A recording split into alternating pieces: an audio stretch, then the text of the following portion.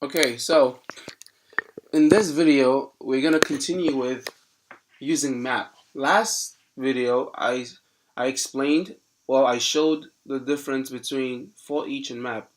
With this video, I'm gonna show you some examples using map, and then we're gonna move on to the next ES6 concept. So here we have an array of objects, and each object has height and width. The goal is to display the heights of each image below. So we have 1, 2, 3, 4, 5, 6, 7. Here, we're giving an array of objects, and the goal is to display the speed. Now, the reason why this is a much better example is that in real life application, when stuff come from like the database, when you make calls from Axios in from the React side to fetch information from through the backend, let's say you connected to Mongo, most information comes out like this, and usually you do not use for loop, you use map statements. I mean, that's what I use, map statements. There are cases where you can use for each if you need to work on a specific element. Like for instance, if like let's not talk about for each, but the map is usually the thing to go to when you have a goal of obtaining specific information from a whole data like this. Okay, so enough talking. Let's let's obtain the height. So really easy code. Um, const. Let's say heights. I already have you here. Equal images dot map. So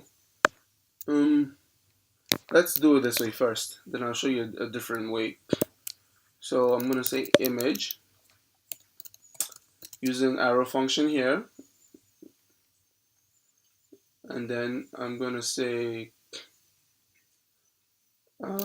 return image. Let's leave it like this first, and then I'm gonna call, and I'm gonna do a console.log. Let's just make space here. Console.log heights. Now, what do you think is gonna output with this code? Let's just take a look at it real quick. I'm just returning image. Again, this is an iterator function. I'm passing to it each element. Passing to it this, then that, and it goes on. I'm passing to it each element. And so I'm returning each element into an array. And that's exactly what you're going to see. Node map. Okay, you see that? But that's not what I want. Let's make it bigger. This is not what I want, obviously. Completely not what I want. Okay, so what I want is oops. The thing that I want is I want just the height. That's what the question says.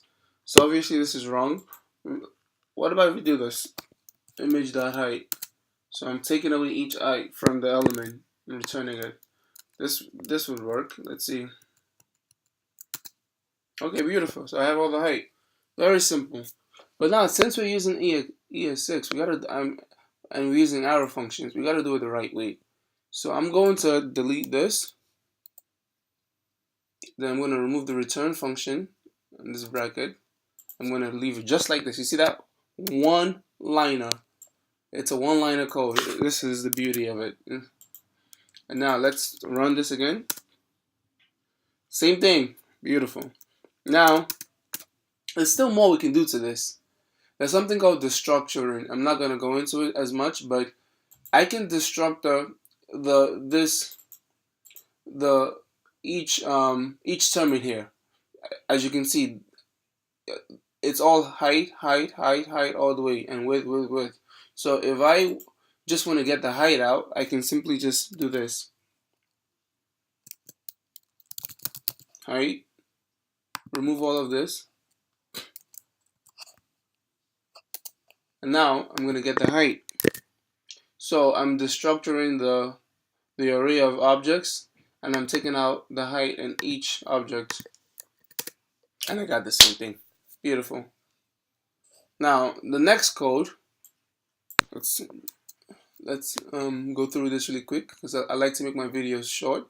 The next goal is to obtain the speed equals distance over time, obviously, in this. So obviously, again, this is an easy thing. We can this is an array of objects. We can, let's const speed equals trips dot map. Let's say trip, each trip,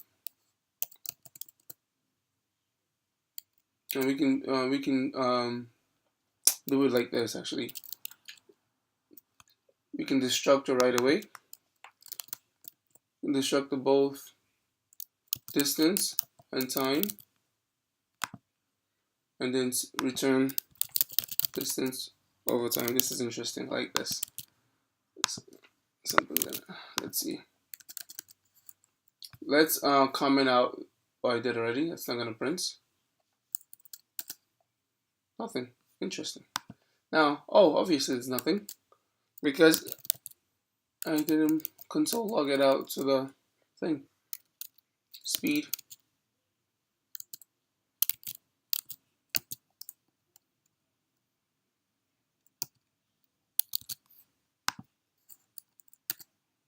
That's it.